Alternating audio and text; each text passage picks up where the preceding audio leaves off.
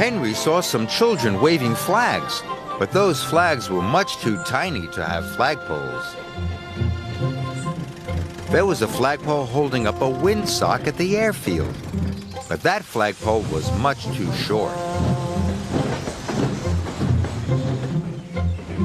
There was a tall flagpole on the beach, but it wasn't tall enough. "Bother," wheezed Henry sadly. "None of the flagpoles is as tall as the pine tree. Now I'll never save it."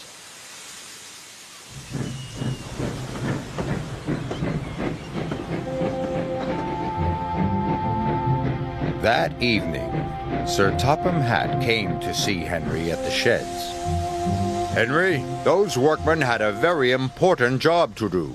You have caused confusion and delay," Sir Topham Hatt said sternly. "Tomorrow, you will collect coal, and Edward will take the workmen to the forest." The next day, Henry was collecting the coal when Thomas arrived. "I can't find another flagpole," moaned Henry. "I've looked everywhere." "Sometimes the thing you want is somewhere you wouldn't think to look," puffed Thomas, and he steamed away. So Henry set off to go where he wouldn't think to look, but he couldn't see a flagpole in the cow field. Then Henry looked in the orchard,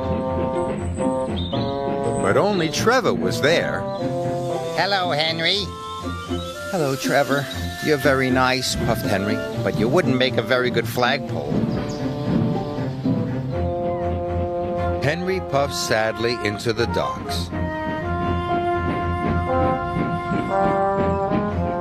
Some vacationers were taking pictures of the old ship.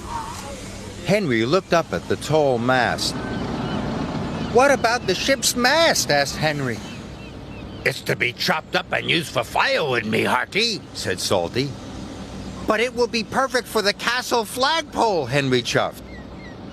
Then you best take it quickly, matey, said Salty. Cranky soon lowered the mast onto the flatbed.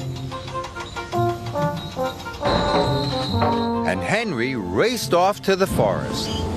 He had to get to the tree before they cut it down.